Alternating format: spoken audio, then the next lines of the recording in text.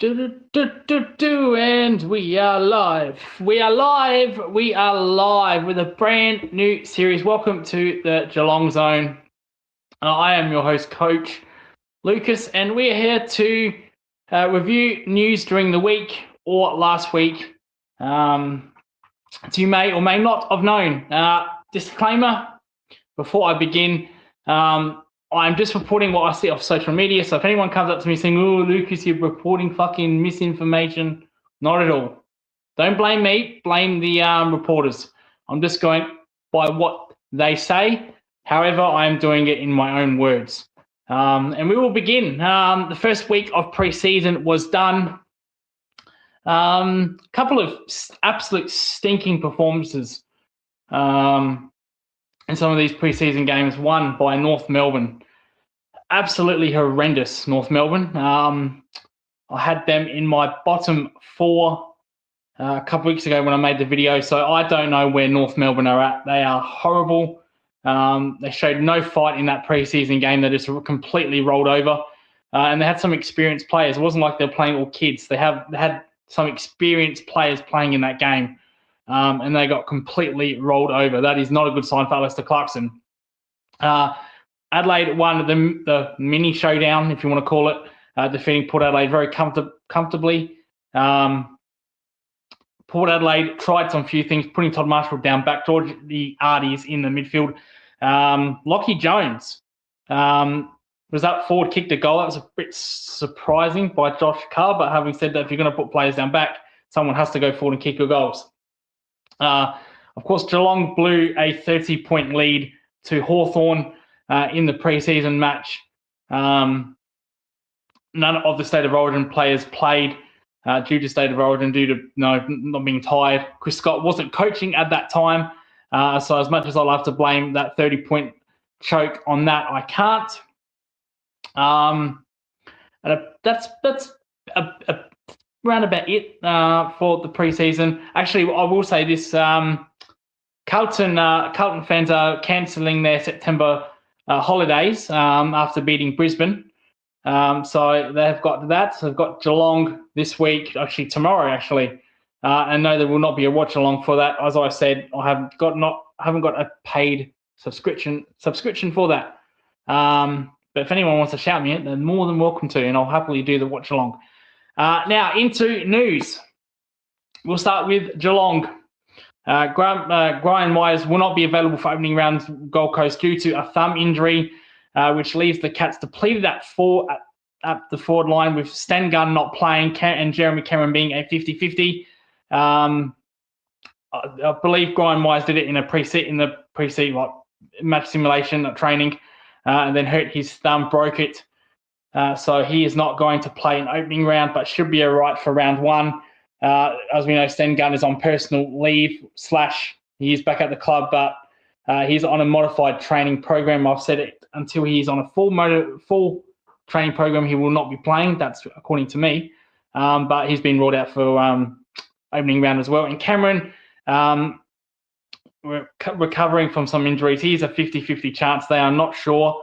Geelong, they said they are hopeful he returns to the club for opening round.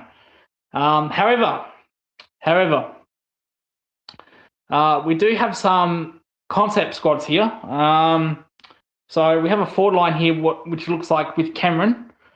Again, this is not in order, so don't think, oh, Neil's playing forward pocket. He's not. I've just got this as it is. So with Cameron, I've got Neil, Polkinghorne, Ollie Henry, Mannett, Close, and Cameron. Without Cameron, I have got Neil, Dangerfield, Polkinghorne, Ollie Henry, Close, and Manor. I've made this very clear that Dangerfield should play an 80-20 role. I think he should be only in the midfield when it's absolutely necessary. I'd like him to stay up forward. It should have been his last game in that grand final, with all due respect. His body cannot play back-to-back games like that, like we saw against the Hawks in prelim final. He shouldn't have really, to be honest, if you want to be brutally honest, he shouldn't have played in that grand final. He's a passenger. Another Chris Scott fuck-up. So I think Danger should play out forward line regardless if Cameron is there or not. an 80-20 role, even starting off the bench for me. Carlton, moving on. Carlton has signed Sam Walsh to an 8-year deal till 2034, joining Melbourne's Kasai Pickett and Fremantle's Caleb Sarong as the longest current players on a contract in the AFL.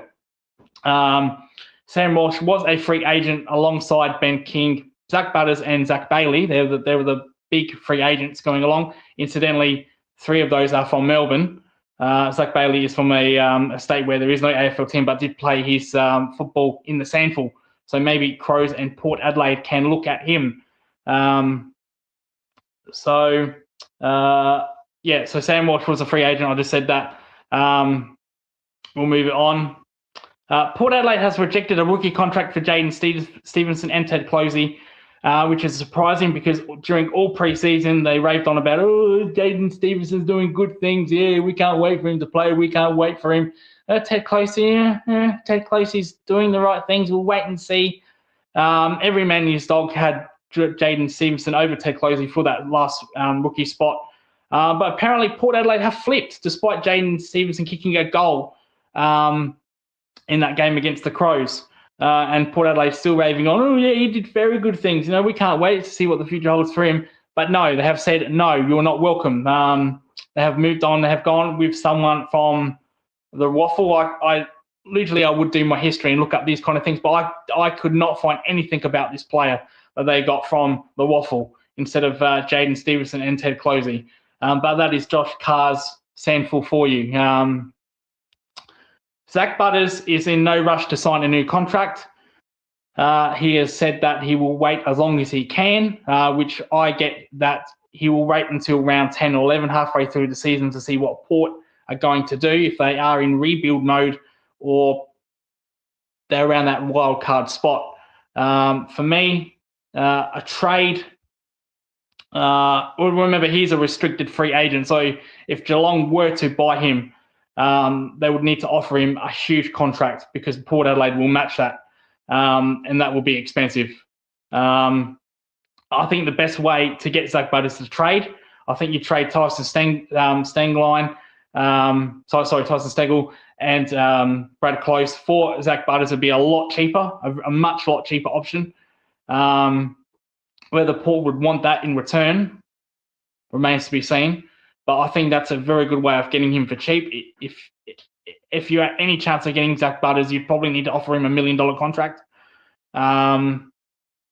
which Geelong don't really do. They don't really offer players $1 million contracts. Even Cameron wasn't even $1 million contract, $1 million in free agent signing from GWS. So they don't really do that, Geelong. But I think they would need a big offer so Port don't match that. So, yeah, I think it's better to trade Brad Close and Tyson Stengel for Zach Butters, in my opinion, if you want that elite midfielder, because Geelong do not have an elite midfielder. With all due respect, Max Holmes is not A grade. He is B grade at best, especially that grand final. And Zach Bailey, I don't think, is A grade yet. Dangerfield, I'm excluding because I don't want him playing in the midfield at all, to be honest. I said 80-20, 80% up forward, which negates him being an elite midfielder. But that is my opinion. MRP reviews. There's a change to the MRP, the match review panel, or the match review officer, Michael Christensen, which is these do not make any sense to me. I think these are a joke. If you were to push an opponent into your teammate and he is injured, you will still be charged. I think that is a complete joke. That makes no sense to me. That makes no sense. So, for example, Ollie Henry pushes Lawson Humphreys, and then it impedes Shannon Neal. Ollie Henry will be charged for that action, especially if Shannon Neal falls down, concussed or whatnot. I think that is the most stupidest thing I've ever heard. Personally, I think that should be a club issue, because if they were my coach, if I was coaching them and Ollie Henry pushed someone that caused an injury to my player, I don't think I'd be very happy with Ollie Henry, to be fair. So I have no idea why the AFL wouldn't enforce that. I think that's stupid. That's just woke shit gone fucking wrong there. Jumper punching. Check this shit out. Talk about woke bullshit. Talk about woke bullshit. Have a listen to this shit. So jumper punching or gut punching. A player will be suspended if a strike is defined as a blow delivered as a blow with amount of force. So it is defined as a blow delivered with force. I find this completely absolute stupid. Players will deliberately exploit this MRO MRP review of gut punching / jumper punching. For example, let's say Andrew Harris is punching Jeremy Cameron. You know, they got jumper punch each other. Nobody falls down. So let's say they're hitting as hard as they want. Nobody falls down. Yeah, let's say Harris Andrews hits Tom Papley and goes like that. And Tom Papley, Harris Andrews will get a week. I think that is completely crap. That is bullshit. That is complete bullshit. Players are going to export that. They're going to export that for free kicks, and this player's going to be suspended.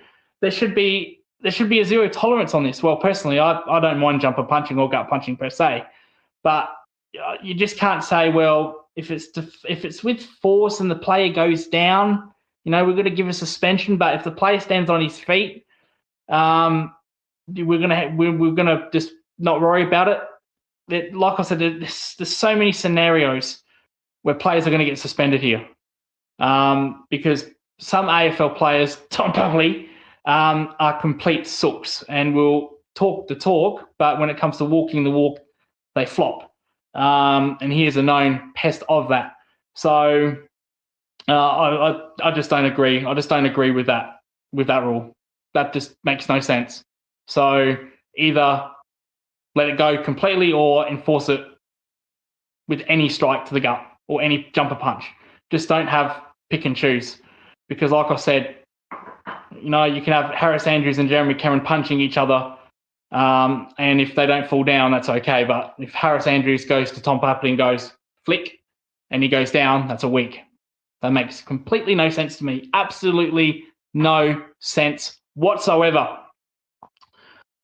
And also with the teammate, if a teammate pushes an opponent, if a teammate pushes his own teammate and he gets injured, that makes no sense. That should be a club issue. Like I said, if a player did that of mine, and it resulted in injury of another player of mine, I would not be happy with that player.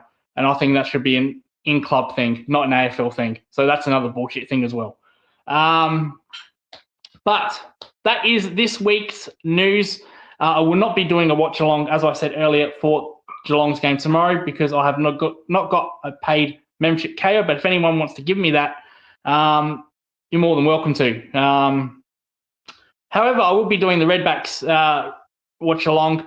That is a free thing. So if it wasn't for free, I probably wouldn't be doing. Actually, I would be doing the watch-along because I actually would buy the paid membership. But anyway, like I said, I'm not going to pay for something for a pre-season game. I'm not going to pay for that. And if the opening round is on Channel 7, which I think the Geelong game will be, I'm not going to pay for KO for that either. I will be watching, just a heads up here, if you want to be in sync with my watch-along, I will be watching the Channel 7 commentary, not 7 Plus, the actual Channel 7 commentary, the Channel 7 channel, sorry.